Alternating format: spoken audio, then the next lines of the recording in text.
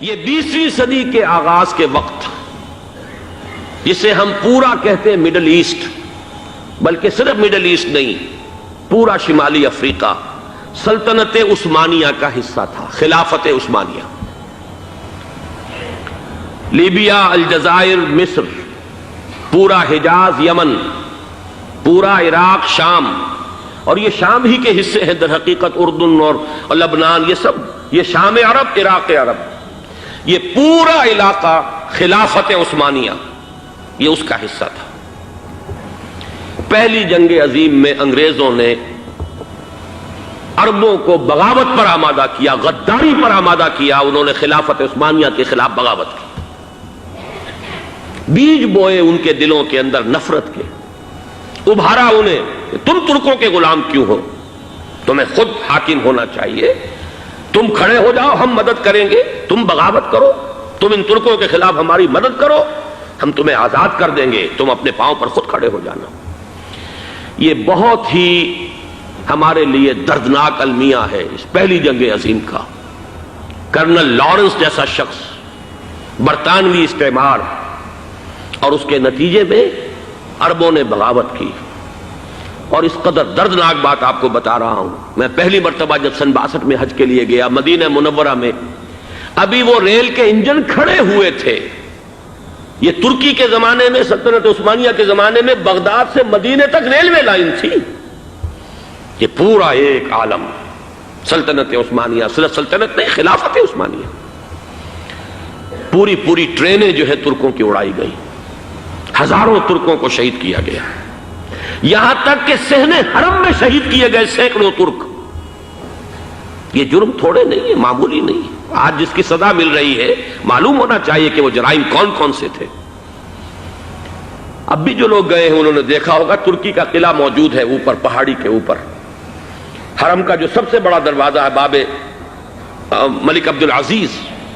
اس کے سامنے ایک لائبریری ہوتی تھی، اب تو غالباً وہ بھی گرا دی گئی ہے، اس کے پیچھے پہاڑی پر ترکوں کا قلعہ ہے پرانا، اس پر توپیں موجود تھیں۔ جب بغاوت ہوئی ہے، جو حرم میں آئے ہوئے تھے ترک فوجی، ظاہر بات ہے نہتے، وہ تو نماز پڑھنے آئے ہوئے تھے، ان کو وہاں ذبح کیا گیا ہے۔ اور ترکوں نے اپنی توپیں استعمال نہیں کی کہ کہیں بیت اللہ کو کوئی گدن نہ پہنچ جائے۔ بہرحال یہ غداری ہوئی ہے پہلی جنگ عظیم کے دوران، اور نہ صرف ترکوں پہ عربوں نے کی ہے۔ جیسا کہ میں نے کہا تھا، دو ہیں سب سے بڑے مجرم روئے ارضی کے اوپر امت مسلمہ کے طبقات۔ ہمارا پنجابی سپاہی بھی جا کر انگریزوں کی مدد کر کے ایلن بی کو قبضہ جو لے کر دیا بغداد کا، اس میں ہمارے مسلمان پنجابی سپاہی بھی شامل تھے۔ یہ خون چکاں باب ہے ہماری تاریخ کا اس صدی کا۔ لیکن اس کے بعد سلطنت عثمانیہ کے ٹکڑے ہو گئے، چیتھڑے ہو گئے۔ ایک انگریز نے لکھا ہے یہ جملہ، زہر میں بجھا ہوا جملہ، کہ تاریخ میں یہ بات ثبت ہو جائے گی کہ ایک انگریز نے اس سلطنت کے ٹکڑے کر دیے کہ جو عمر فاروق نے قائم کی تھی رضی اللہ تعالیٰ عنہ۔ یہ پورا عالم، یہ تمام علاقہ کس نے فتح کیا تھا؟ یہ بات ہاتھ بدل گئے تھے، پھر ترک آ گئے، خلافت عثمانیوں کے پاس چلی گئی، لیکن یہ سلطنت تو حضرت عمر رضی اللہ تعالیٰ عنہ کے زمانے سے چلی آ رہی تھی۔ اس کو ایک انگریز کرنل نے، اور اس نے بغاوت پہ آمادہ کر کے عربوں کو اور ترکوں کے پیٹھ میں چھرا ڈھپوا کر ان کے ذریعے سے اور ٹکڑے کر دیے۔ لیکن جب جنگ ختم ہوئی، اب انہوں نے کہا کہ اب ہمیں آزادی دیجیے، تو اب انہیں معلوم ہوا کہ غداروں کو دنیا میں کیا ملتا ہے۔ ٹکڑے کر دیے گئے۔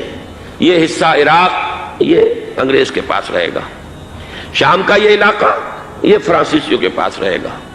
مصر پر انگریزوں کا تسلط رہے گا،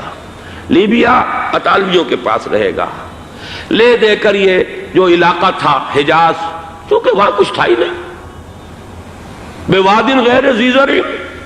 یہ عربوں کے پاس چھوڑ دیا گیا۔ اس وقت جو بادشاہ ہیں شاہ حسین اردن کے، ان کے دادا سب سے بڑے غدار وہی تھے، لہذا ان کو اس علاقے کی بادشاہت دے دی گئی۔ اس کے بعد نجد سے ایک تحریک اٹھی ہے، وہ سعودی جو خاندان ہے وہ نجد سے اٹھا ہے۔ نجد میں اس وقت کچھ بھی نہیں تھا، وہ تو صرف ریت کے تودے تھے اور کچھ بھی نہیں، لہذا ادھر کسی استعماری قوت کو دیکھنے کی ضرورت ہی نہیں تھی۔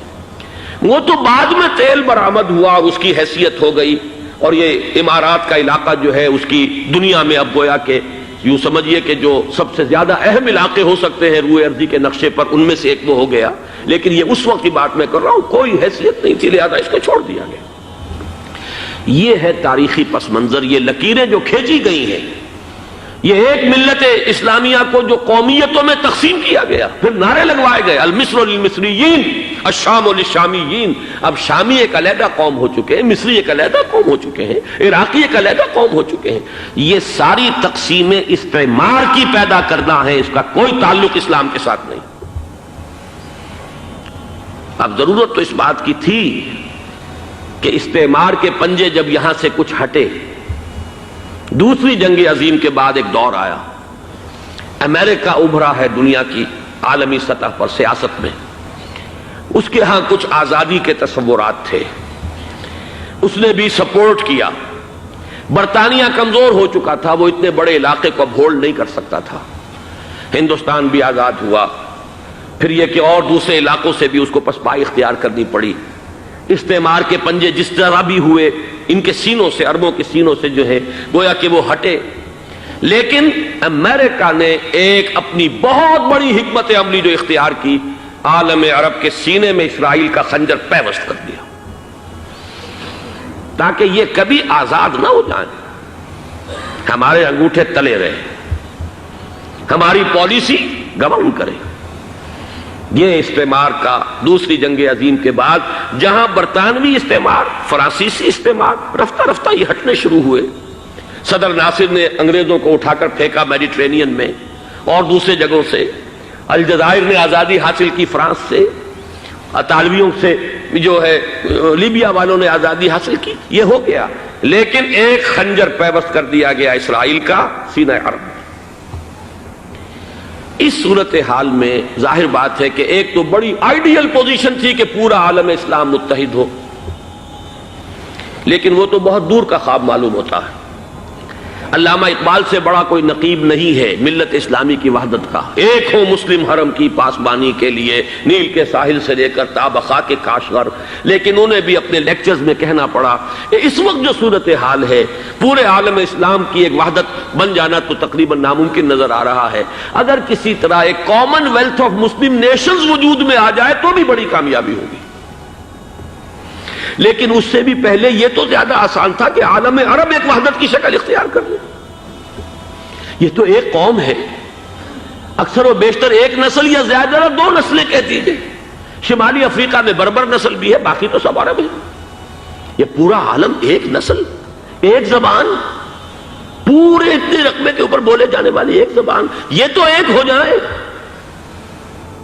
افسوس یہ ہے کہ اس کا ایک ہو جانا،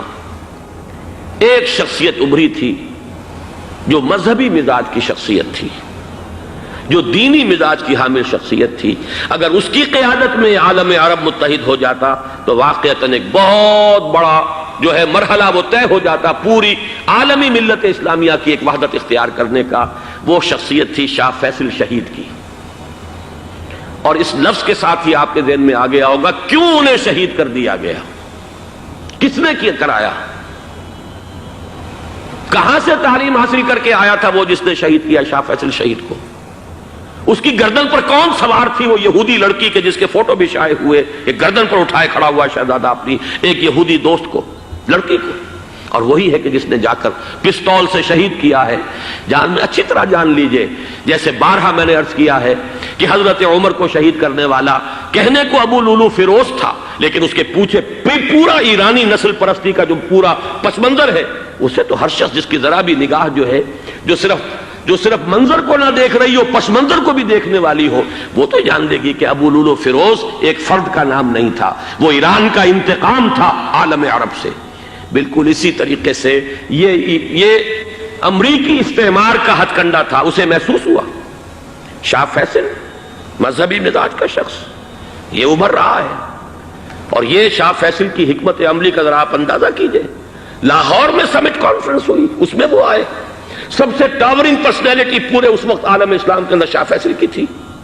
اور وہ گویا کہ ایک بہت ہی جس کو کہا جائے کہ ایک بہت ایلڈرلی، ایک بزرگانہ ایک شخصیت جو ہے، اور انہوں نے اپنی دولت کے دروازے، عرب میں وہ مشہور تھے کہ نہایت خسیس اور بخیل انسان ہے،